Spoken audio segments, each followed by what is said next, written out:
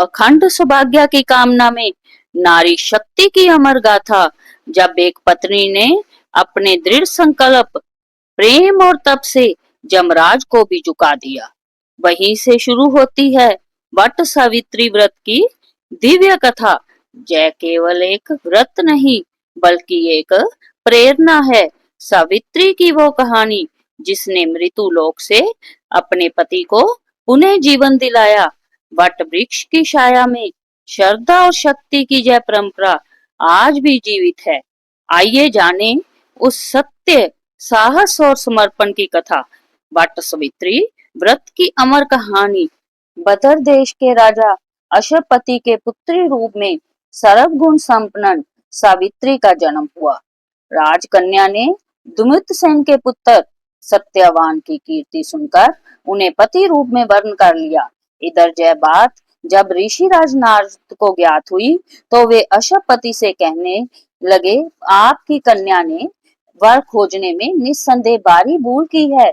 सत्यवान गुणवान तथा धर्मात्मा भी है, परंतु वह अल्पायु है और 1 वर्ष के बाद ही उसकी मृत्यु हो जाएगी। नारद की यह बात सुनते ही राजा अशुपति का चेहरा लाल हो गया।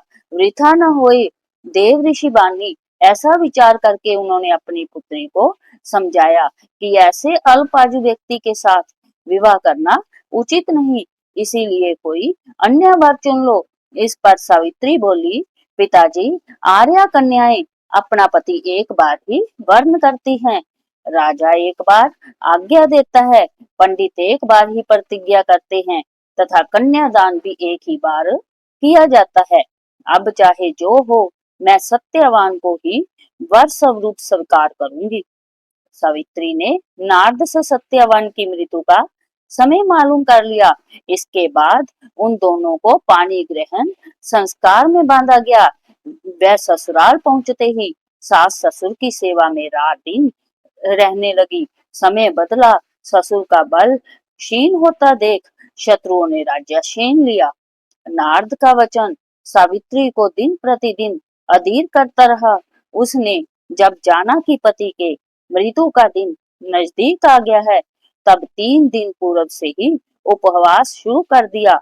नारद द्वारा कथित निश्चित तिथि पर पितरों का पूजन किया।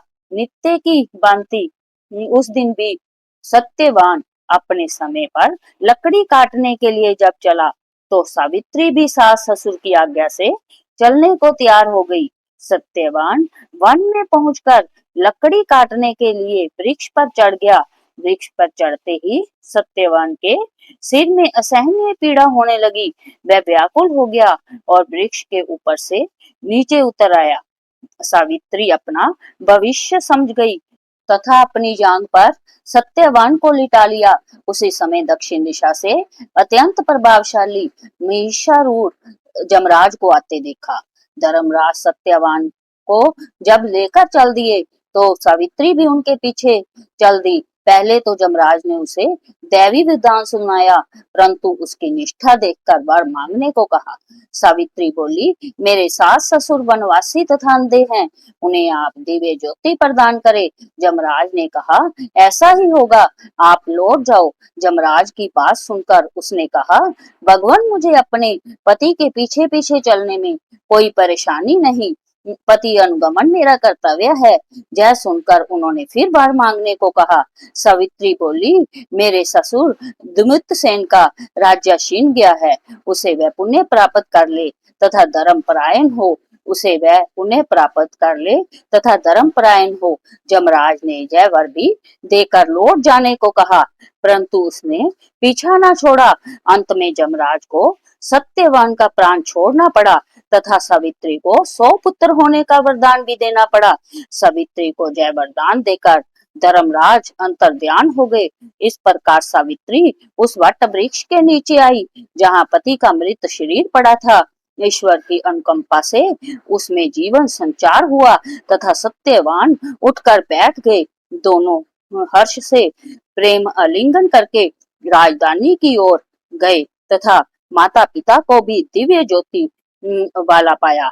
इस प्रकार सावित्री सत्यवान बहुत देर तक राज्य सुख भोगते रहे। जय व्रत सुहागिन स्त्रियों को करना चाहिए।